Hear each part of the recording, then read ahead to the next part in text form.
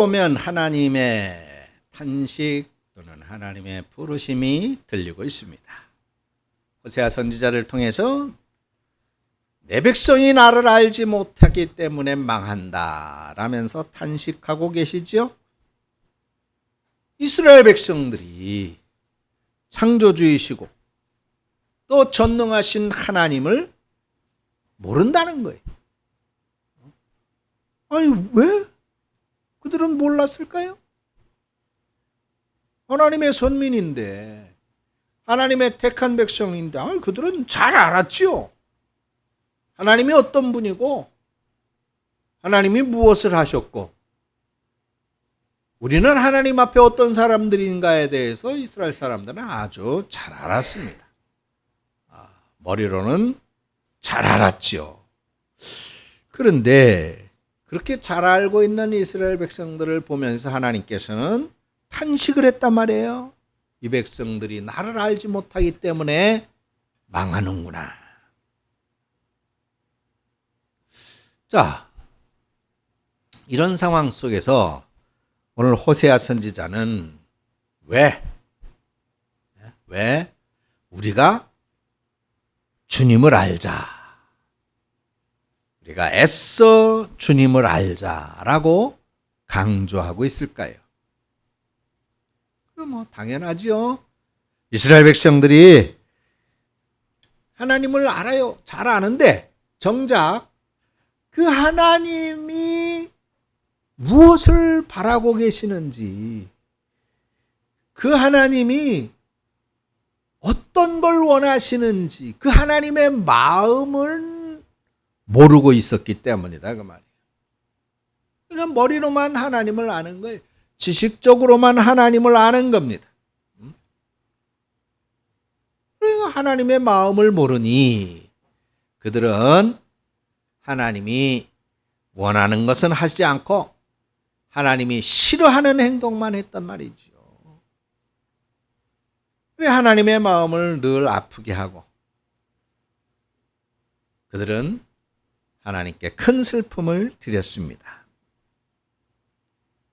늘 우리는 하나님께서 선택해 주신 민족이니까 당연히 하나님이 지켜주실 거야. 하나님은 언제나 우리 편이 되어 주실 거야 라고 생각하면서 그들은 항상 엉뚱한 짓을 일삼았어요.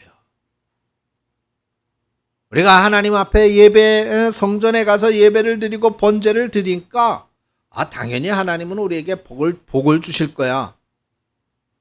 그러면서 정작 그들은 하나님이 원하는 선한 행실은 하지 않고 자기보다 힘없는 사람들을 학대하거나 냉대했습니다.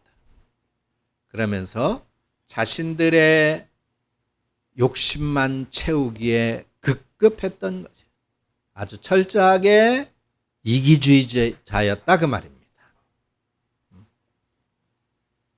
나라의 지도자들도 권력을 이용해서 자신들의 배를 채우는 데만 바빴고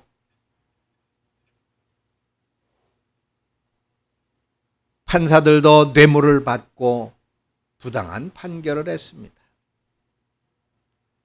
제사장들은 백성들이 죄를 짓고 그 제물을 가져와서 내가 이런 죄를 졌어요. 용서해 주세요 하고 제물을 바치면 기도해 주고 죄를 사해 주어야 되는데 그러면 제사장이 부자가 되려면 어떻게 돼야 돼?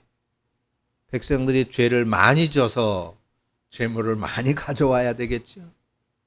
그러니까 은근히 죄악을 부추겼습니다. 그래서 이 백성들조차도 하나님께 어쨌든 복을 받아서 부자가 되는 데만 관심이 있었지 하나님과 바른 관계를 맺고 하나님과의 그 바른 관계를 발전시키는 것에는 전혀 관심이 없었어요. 관심이. 그러니까 하나님조차도 자신들의 욕심을 채우는 데 필요한 하나의 도구고 방편에 불과했던 것입니다. 결국 온 나라 안에는 점차 공의가 떨어지고 불의가 가득했습니다. 여기저기 수많은 사람들이 억울한 일을 당하고 그래도 어디 하소연할 데가 없고 탄식 만들어 놨습니다.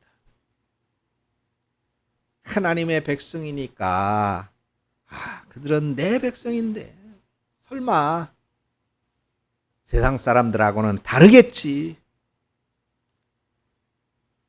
나를 본받아서 사람들한테 선한 영향을 끼치면서 진실되게 바로 서겠지.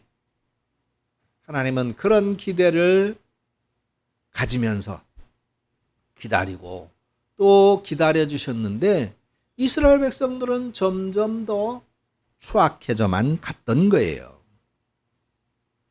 하나님께서는 이제 더 이상 기다리실 수가 없어서 심판을 하시려고 하십니다. 이방의 나라를 들어서 이스라엘을 아예 싸그리 멸망시키려고 그렇게 마음을 먹게 되십니다. 하나님이 그렇게 마음을 먹으면 그렇게 될 수밖에 없겠지요. 그럼 이스라엘은 망하는 거예요.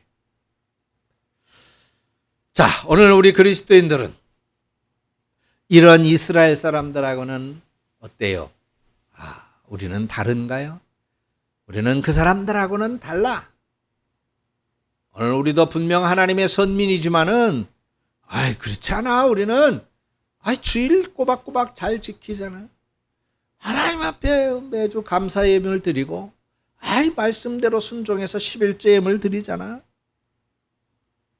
내가 할 수 있는 종교적인 의무를 나는 다 하고 있어 라고 생각하고 계십니까?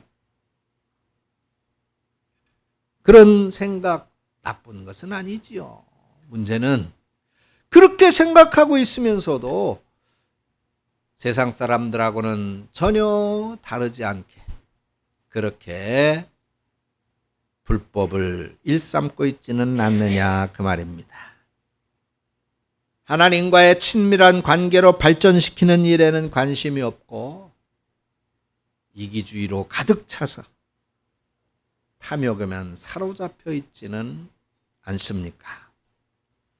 하나님을 기쁘시게 하는 것에는 무관심하고 오직 내가 기뻐할 일, 내가 좋아할 일, 나의 즐거움과 쾌락에만 관심이 집중되어져 있지는 않습니까? 이기적인 마음으로 가득 차서 어렵고 가난하고 고통당하는 그런 내 이웃은 전혀 보이지 않고 또한 그들의 아픔에는 눈 감고 있는 그런 사람들은 아닐까요? 여러분, 우리 크리스찬은 이렇게 살아서는 안 되는 사람들인 줄로 믿습니다. 그러면 우리는 어떻게 해야 될까? 여러분, 오늘 성경은 분명히 말합니다. 누구를 알아라? 하나님을 힘써 알아야 된다고 합니다. 하나님의 마음을 알도록 힘써야 된다는 겁니다. 하나님께서 무엇 때문에 슬퍼하시고 우리 하나님이 무엇을 기뻐하는지 알려고 힘써야 된다는 거예요. 하나님께서 우리에게 간절히 기대하시는 것이 무언가를 알기 위해서 힘써야 한다고 말하는 겁니다. 하나님께서 크게 외치시는 그 말씀이 무엇인지를 잘 들으려고 귀 기울여야 한다는 거예요. 그렇게 해서 하나님과의 바른 관계 속에 살아가면서 하나님을 온전히 아는 우리 성도들이 되어주시기를 축원합니다. 또 우리가 어떻게 해야 하나님을 좀 더 잘 알 수 있을까? 오늘 성경은 그렇게 말하죠. 1절에 뭐라고 그럽니까? 주님께로 가자. 따라서 하십시다. 주님께로 가자. 그렇습니다. 호세아 선지자가 강조하고 있어요. 주님께로 가자. 왜? 지금 이 세상은 지금 우리가 속한 삶은 너무나도 악하다는 거예요. 2절에 이 나라가 여호와를 떠나 크게 음란하면이라 그랬습니다. 이것은 이스라엘 백성들의 우상 숭배를 의미하는 단어예요. 이스라엘 백성들이 하나님을 따르지 않고 하나님을 섬기지 않고 우상을 숭배했거든요. 그래서 하나님은 호세아 선지자를 통해서 보내가지고 얘들아 그러면 안 돼. 너희들의 신은 하나님이시잖아. 왜 하나님께로 돌아와서 하나님을 믿어야 돼? 하나님께 예배해야 돼. 그렇게 말했는데 말을 듣지 않았어요. 그래서 호세아 선지자한테 하나님이 다시 호세아야 너 다시 가서 좀 말해야 되는데 이게 도대체 쟤네들이 말을 해가지고는 안 들으니까 또 내가 지시하는 대로 하나의 행동을 좀 해봐라. 뭘 해야 됩니까? 그래 너 저 그 사창가에 가면은 몸을 파는 여자가 하나 있어. 그 여자 중에 하나를 데려다가 내 아내로 삼아. 예, 알겠습니다. 그런데 걔가 네 아내가 되자마자 금방 또 남자를 찾아서 도망갈 거야. 예, 그러면 이혼 증서를 쓸까요? 아니야. 너 찾아가야 돼. 찾아가서 용서하고 또 데리고 와야 돼. 그래요? 알겠습니다. 근데 호세야, 네가 데리고 와도 걔는 금방 또 도망갈 거야. 그러면 어떻게 할까요? 가서 죽일까요? 아니야. 또 용서해야 돼. 그리고 또 데리고 와서 살아야 돼. 그렇게 하라는 거예요. 그렇게 하라는 거예요. 그래 호세아 선지자가 그렇게 했어요. 그 사창가의 여인에게 장가를 들어서 자식도 낳고 참된 사랑도 주었어요. 근데 하나님 말씀하신 대로 도망가. 또 가서 몸을 파는 거예요. 그러면 또 거기 가가지고 이 여자 값이 얼마입니까? 500만 원입니까? 500만 원 주고 또 데리고 와. 그러면 며칠 있다 또 도망가. 또 계속 그렇게 하는 거예요. 그러면서 나중에 하나님이 호세아에게 말합니다. 그래 호세아야, 이 모습이 내가 이스라엘 백성들에게 갖고 있는 내 마음과 그리고 이스라엘 관계의 모습이다라고 말씀해 주십니다. 그러면서 이것을 이스라엘 백성들에게 보여주라고 말씀을 합니다. 이스라엘 백성들의 모습이 바로 이 사창가의 여인 같다라고 하는 것을 깨닫게 해주시는 것이었죠. 하나님께서 이스라엘 백성들을 노예의 민족된 것으로부터 해방시켜서 복된 나라로 세워주면 은혜를 배반해서 우상을 섬기고 그렇게 만신창이가 된 것을 다시 구해주면 또다시 은혜를 잊어버리고 추악한 생활을 반복하는 이스라엘의 모습을 보여주고 있는 것입니다. 그래서 앞으로 이스라엘 백성들의 형편은 어떻게 될까요? 나라는 망해버리고 이스라엘 백성들 대부분 전 세계에 흩어져서 비참한 노예 생활을 하게 됩니다. 암울한 운명 앞에선 이스라엘 백성들을 향한 이 하나님의 처방은 과연 무엇이었을까요? 그래, 지금이라도 늦지 않았다. 지금이라도 주님께로 돌아가자라고 하는 것입니다. 죄를 짓고 주님을 배반해서 하나님이 찢었습니다. 그러나 주님께로 돌아가면 아무리 심하게 찢어지고 상해져서 형체를 알아볼 수 없게 되었다 하더라도 주님께서 다 회복시켜 줄 거라는 거예요. 다 싸매 주실 거라는 겁니다. 아픔이 다 아물게 해 주실 거라는 거예요. 다시 살려 주시겠다라고 하는 것입니다. 그러면 정말 사는 길이 무엇인지 분명히 알 수 있게 되지요. 그래요. 주님께로 돌아가자. 주님께로 가자라고 하는 것은 뭐예요? 방향을 바꾸는 거지요. 지금까지의 삶의 모습에서, 지금까지 내 가치관의 기준에서 하나님의 자리로 돌아가자라고 하는 것입니다. 지금까지는 마음속에 탐욕이 가득했고 하나님을 두려워하지 않았고 거짓과 저주와 사기와 미움과 살인과 도둑질로 가득 차 있었지만은, 그렇게 욕심에 끌려 살았지만은 그러므로 인해서 우리는 평안하지 못했어요. 늘 뭔가 불안하고 뭔가 초조하고 뭔가에 쫓기는 심정으로 삽니다. 이게 사는 게 사는 것 같지 않은 거예요. 그런데 하나님께서 살 길을 알려주세요. 하나님께로 돌아오라는 겁니다. 주님께 돌아오면 하나님의 치료가 시작된다는 것이죠. 주님께 돌아오면 상처를 싸매어 주신다는 것이죠. 주님께 돌아오면 아물게 해주시겠다는 거예요. 주님께 돌아오면 살려주시고 일으켜 주시겠다고 약속하고 계십니다.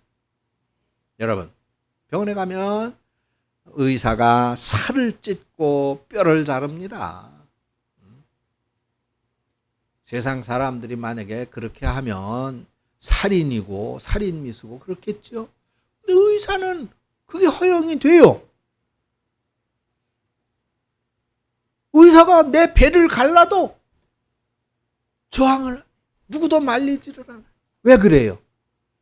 그렇게 하는 이유가 뭡니까? 그 사람은, 의사는 죽이려는 것이 아니라 저 사람을 살리기 위해서 배를 가르는 거야. 저 사람을 살리기 위해서 뼈를 자르는 거야. 우리는 그것을 압니다. 마찬가지예요. 살리려고 한다.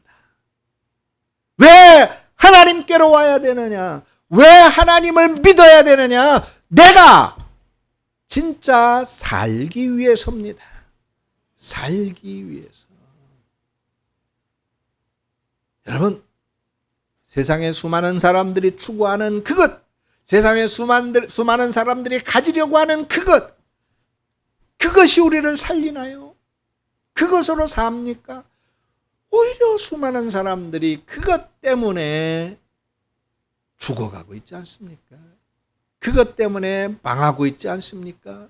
그것 때문에 사람을 죽이고, 그것 때문에 거짓을 일삼고, 그것 때문에 미워하고. 그런데 그렇게 세상의 삶에서 찢어질 대로 찢어지고 상처날 대로 상처나고 지칠 대로 지친 우리를 하나님께로 돌아올 때 우리 하나님께서는 싸매어 주시고 회복시켜 주시고 살려 주시겠다고 약속하고 계십니다. 그래서 2절에 뭐랍니까? 이틀 뒤에 우리를 다시 살려주시고 사흘 만에 우리를 다시 일으켜 세우실 것이니 우리가 주님 앞에서 살 것이라. 할렐루야. 있습니다. 이틀 후에 살게 될 것이다. 사흘 후에 일으켜 줄 것이다 라고 약속하고 있어요. 아주 빠른 시간 안에 치료하시고 회복시킨다는 말씀 아닙니까? 하나님 앞에 돌아오기만 하면 하나님이 일하셔서 치료와 회복을 주셔서 죽어가다가도 다시 살아나는 것을 믿으시기를 바랍니다. 다시 일어서지 못할 것 같은 그런 낙심과 절망과 좌절의 순간에도 하나님께로 돌아오면 일으켜 주시는 것을 믿으시기를 바랍니다. 그래서 주님 앞에서 건강하고 복되게 살아가는 저와 여러분들이 되어지기를 간절히 축원합니다. 그러니 우리는 이런 주님을 알려면 주님께로 돌아와야 됩니다. 죄악을 뉘우치고 돌아가야 돼요. 하나님, 내가 하나님께 소홀히 했던 죄악을 용서해 주옵소서. 내가 하나님을 잊어버리고 살던 죄악을 용서해 주옵소서. 내가 하나님을 간절히 찾지 못하던 죄악을 용서해 주옵소서. 하나님이야말로 내 삶의 생명이라고 하는 사실을 믿지 못하는 것을 용서해 주옵소서. 회개하면서 돌아가야 되지요. 내 속에 가득 찬 탐욕을 버리고 돌아가야 됩니다. 하나님은 잊어버리고 그저 내 힘으로 뭔가 잘해보겠다고 아둥바둥했던 교만을 버리고 하나님께로 돌아가야 됩니다. 즉 하나님을 의지하며 살기로 결심하는 것, 그것이 바로 하나님께 돌아가는 것입니다. 여러분, 하나님을 경험하려면, 하나님을 체험적으로 알려면 이렇게 주님 앞에 전심으로 돌아와야 됩니다. 여러분, 진심으로 주님께로 돌아와서 치료하시고 살리시고 일으키시는 하나님을 체험하고 하나님을 깊이 알게 되어지는 여러분들이 되시기를 축원합니다. 또한 우리가 주님을 알려면 어떻게 해야 됩니까? 사랑하는 마음을 품어야 됩니다. 오늘 4절에 뭐라 그랬어요? 에브라임아, 내가 너를 어떻게 하면 좋겠느냐? 유다야, 내가 너를 어떻게 하면 좋겠느냐? 나를 사랑하는 너희의 마음은 아침 안개와 같고 덧없이 사라지는 이슬과 같다 그랬어요. 에브라임은 이스라엘을 대표하는 지파입니다. 그들에게 주님을 사랑하는 마음이 있는 것 같았어요. 그들이 말하는 걸 보면 야, 정말 하나님을 사랑하는 것 같아요.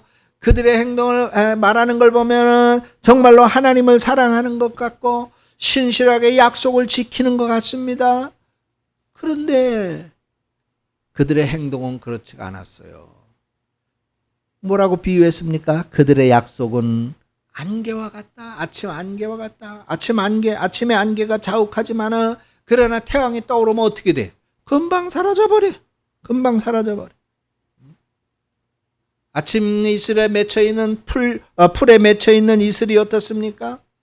해가 떠오르면 금방 말라져 버리고 맙니다. 온데간데가 없어요. 겉보기에는 믿음이 좋아 보입니다. 말하는 것을 들으면 훌륭한 믿음을 가진 사람 같아 보여요. 근데 실제 삶의 자리에서 하나님을 경외하는 모습은 찾아볼 수 없습니다. 위기를 만나고 문제를 만나면, 어려움을 만나고 고난을 만나면 하나님을 사랑하는 마음을 찾아볼 수가 없어요. 하나님께 매달려 기도해야 되는 거 아닌가 싶은데, 아니 그 하나님께 매달려 기도하는 방법은 사용하지 않고 엉뚱한 데로 찾아다니며 살 길을 찾습니다. 믿음이 전혀 없는 사람이 되고 마는 것이죠. 바로 그 순간 하나님은 기대하셨다가 크게 실망하는 겁니다. 어디로 가고 있니? 지금 도대체 무엇을 하고 있니? 아니 나에게로 오고 나를 의지해야 되는데 누굴 의지하려고 찾아가고 있니? 라고 안타까워하신단 말이죠. 그것은 바로 변치 않는 하나님의 사랑입니다. 하나님께서 우리를 그렇게 사랑하시는 그 사랑처럼 우리도 하나님을 사랑해 주기를 원하고 계십니다. 그런데 이스라엘 백성은 하나님을 향해 이런 진실한 사랑이 없었어요. 그러면서도 경건한 척 했습니다. 의로운 척 했습니다. 하나님을 향한 진실한 사랑이 없었기 때문에 그들은 이웃에게도 사랑을 나타내지 못했어요. 그러면서 속임수와 사기와 시기와 질투와 살인과 도둑질과 간음과 학살을 일삼았습니다. 그런 모습에 하나님은 실망하시면서 단호하게 말씀하고 계셔요. 6절을 보세요. 내가 원하는 것이 뭔지 너희들이 아느냐?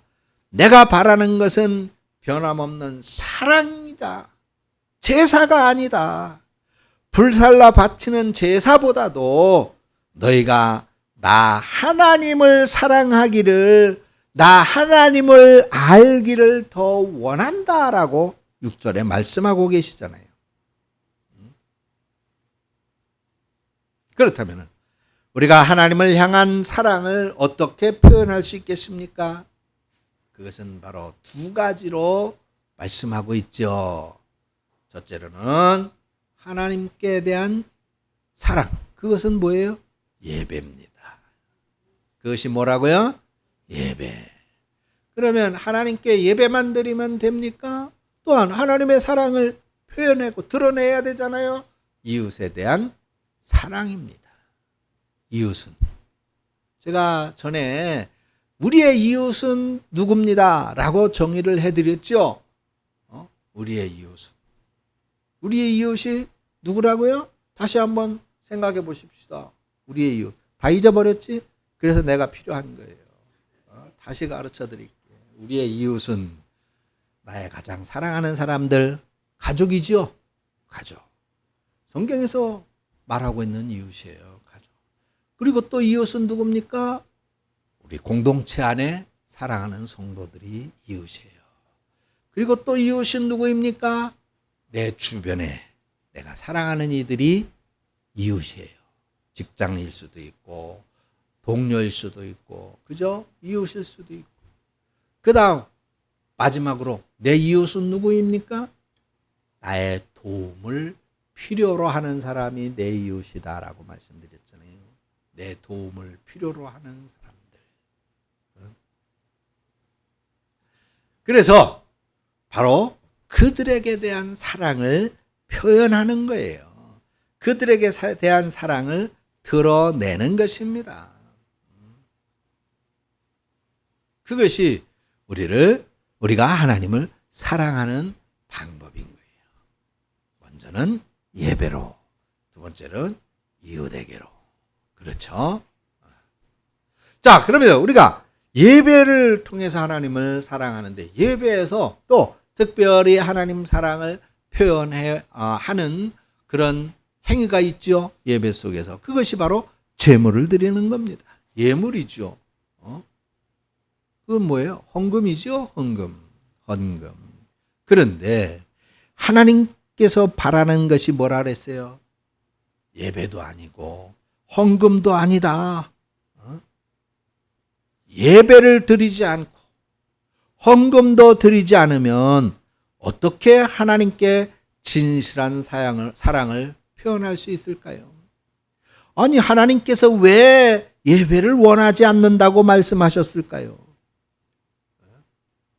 이스라엘 백성들이 하나님을 향한 이 사랑의 마음이 없이 그냥 의식적으로만, 형식적으로만 그렇게 예배를 드리고 마음은 하나님으로부터 멀어져 있는데 그저 순서니까 또 해야 되는 그 예배의 행위니까 그래서 예물을 드리고 제물을 드리고 헌금을 했다고 말이죠. 그런 모습을 하나님은 꿰뚫어 보는 거예요. 그래서 그런 건 필요 없다. 그렇게 말씀하는 거예요.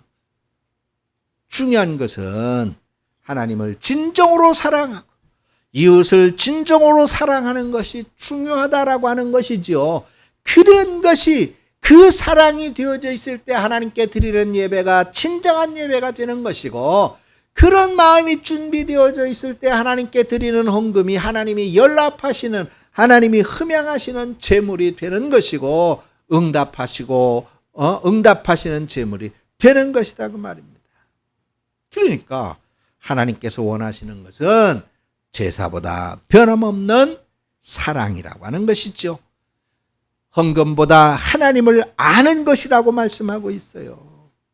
형식적인 예배보다 진실된 마음으로 하나님을 사랑하는 그 모습을 하나님은 더 원하신다고 하는 것입니다. 하나님을 사랑하는 그 마음으로 내게 주신 사람들, 내 주변의 사람들, 내 도움이 필요한 사람들을 사랑하는 그 모습을 하나님은 더 보고 싶어 하신다는 거예요. 저는 우리 성도들이 오늘 호세아 선지자를 통해서 하나님께서 안타깝게 지적했던 그 이스라엘 사람들처럼 하나님을 머리로만 아는 사람들로 머물러 있지 말고 정말로 가슴으로 하나님을 알려고 애쓰는 사람들, 정말 뜨거운 사랑으로 하나님의 사랑을 표현하고 드러내고 행하기를 원하는 그런 사람들이 되기를 소망합니다.